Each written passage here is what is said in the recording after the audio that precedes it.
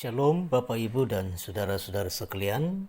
Pada hari ini saya ingin berbicara tentang doktrin surga, yaitu kemana orang setelah mati dan penghakiman.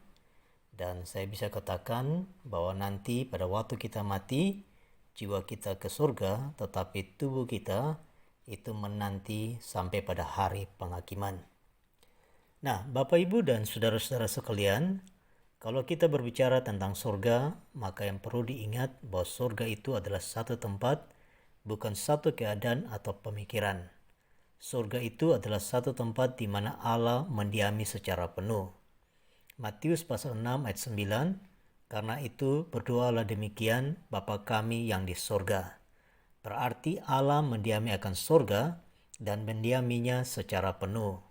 Yesaya 66 ayat 1 juga berkata, beginilah firman Tuhan, langit Syamayim adalah takhtaku, berarti surga itulah tempat Allah. Nah, tetapi pertanyaan yang menarik, apakah orang yang mati dalam Kristus langsung masuk surga atau masih berada di tempat perantara? Kalau kita melihat pada beberapa firman Tuhan, maka menunjukkan bahwa orang mati itu langsung menuju ke surga.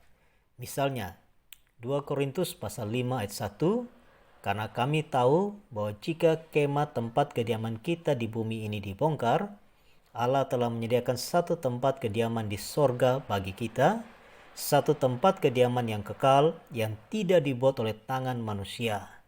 Jadi Rasul Paulus meyakini bahwa pada waktu kita mati, kita langsung menuju ke sorga. Ini pun sama dengan perkataan Tuhan Yesus kepada salah seorang penjahat yang bertobat. Tuhan Yesus katakan, hari ini juga engkau akan ada bersama-sama dengan aku di dalam Firdaus. Firdaus di sini menunjukkan surga, tempat kediaman Allah, pada waktu kita membandingkan dengan 2 Korintus 12 ayat 4. Berarti orang yang mati dalam Kristus langsung menuju ke surga. Pengkhotbah pasal 12 ayat 7 juga mengatakan hal yang sama, dan debu kembali menjadi tanah seperti semula, dan roh kembali kepada Allah yang mengaruniakannya. Jadi dalam ayat ini, pengkhotbah meyakini pada waktu kita mati, maka kita akan kembali kepada Allah. Dan keyakinan ini pun telah dialami oleh Elia dan Henokh, karena dikatakan bahwa mereka terangkat ke surga, bukan tempat perantara. Oleh karena itu, kita semua yang berada dalam Kristus tentu akan sangat berbahagia, karena pada waktu kita mati, kita langsung menuju ke surga bersama dengan orang percaya lainnya, dan Allah Tritunggal yang mendiami surga secara penuh. Tetapi bagaimana dengan hari penghakiman?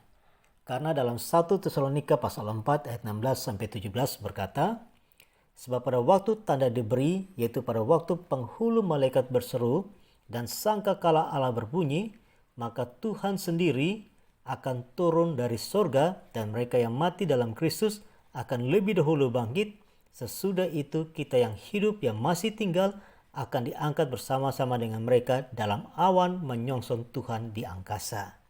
Dari ayat ini kita melihat bahwa nanti pada saat hari penghakiman baru orang yang percaya kepada Yesus diangkat atau dalam hal ini ke surga.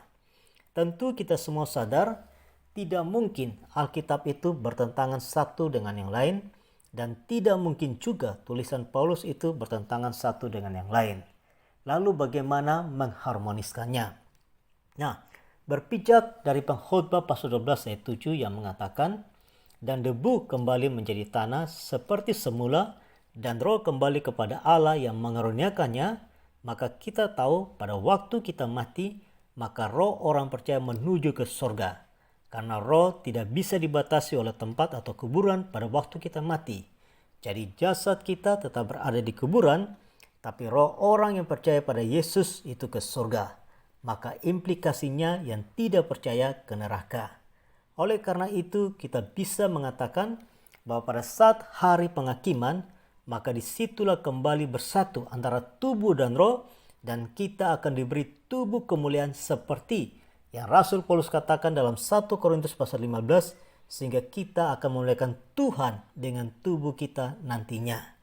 Jadi sebelum hari penghakiman, pada saat kita mati, maka roh kita berada di surga dan neraka, dan roh itu akan bersatu dengan tubuh pada saat hari penghakiman, karena kita semua akan diberikan tubuh yang baru seperti yang Paulus katakan dalam 1 Korintus pasal 15 ayat 52 sampai 53. Nah, kalau kita melihat pada konteks pada saat ini Bapak Ibu, kalau orang sudah mati dan rohnya sudah berada di surga karena percaya pada Yesus, maka untuk apa lagi kita mendoakannya? Tidak perlu, karena mereka sudah sampai kepada tujuan yang tertinggi yang dikehendaki Allah dan tidak pernah berubah.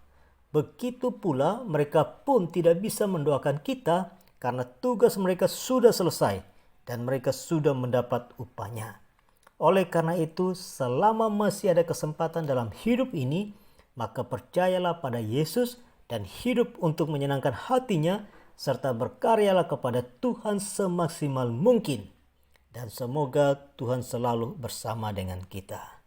Tuhan memberkati kita semua. Terima kasih. Shalom.